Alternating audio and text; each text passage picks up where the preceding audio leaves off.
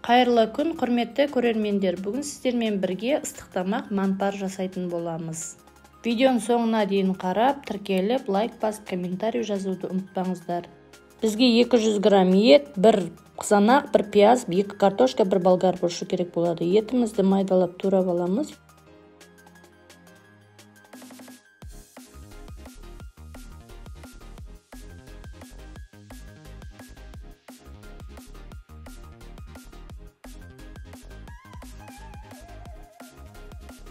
Piyazımızı da maydalap turab alamız.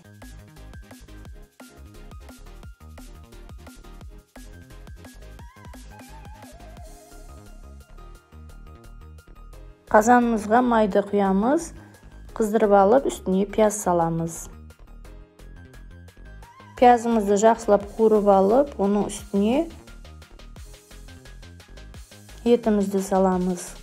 Немесе бірінші етімізді қуырып алып, сосын пияз салуға да болады. Жалпы мен пияз салып, оның үстіне ет салып қуырып алдым. Қызанағымызды турап аламыз. Мен қызанақтарды үлкен қылып турап алдым, себебі балалар онша жегісі келмейді. Кейін алып тастауға оңай болсын деп, болгар бұрышында ірі қылып турап алдым. Одан соң картошкаларымды майдалап турадым. Қазанда етіміз бен пиязымыз жақсылап қуырылып жатыр. Енді оның үстіне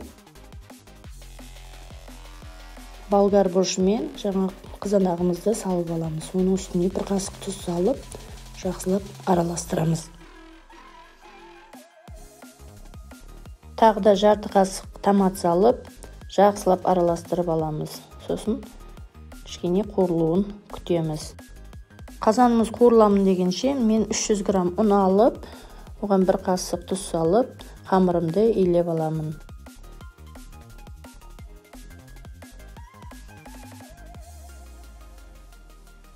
Қамырды басы біріккенше шала илеп, азырақ уақыт қойып қоямын. Оның арасында қазанымыз жақсылап қуырылып жатыр. Енді оған 4 кружка су құйдым.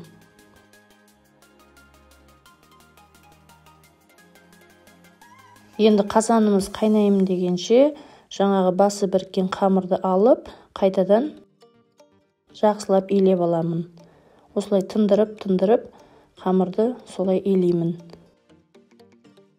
Енді оны 2 бөлікке бөліп, тағы да тындырып қоямын. Қазан қайнауға шамалағанда осылай бетіне көбіктер шығады. Көбіктерін алып тастаймын.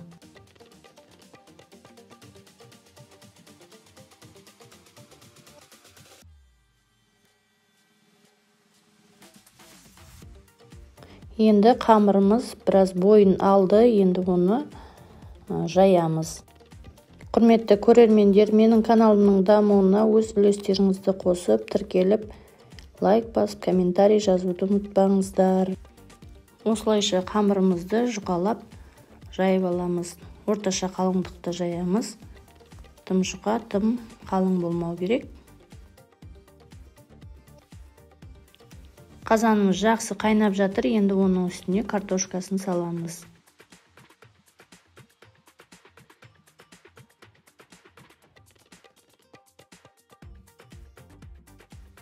Енді картошкамыз пісемін дегенше мен қамырымды кесемін.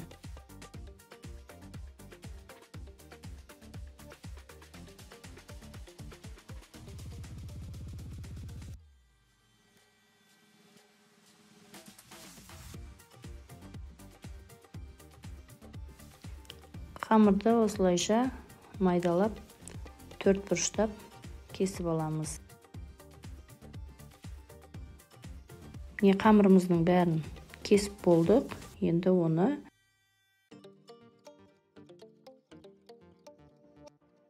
қазанға сала беруге болады. Міне сорпамыз әдемі қайнап жатыр. Енді оның үстіне жаңағы майдалап кесіп алған манпарларымызды саламыз, қамырымызды саламыз.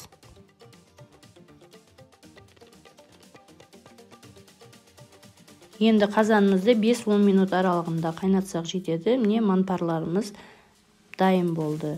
Енді оны құйып дастарханға қоя бересіздер. Балаларыңыз сүйсініп ішеді.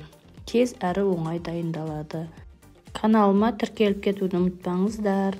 Видеоның соңына дейін қарағандарыңыз үшін көп рахмет.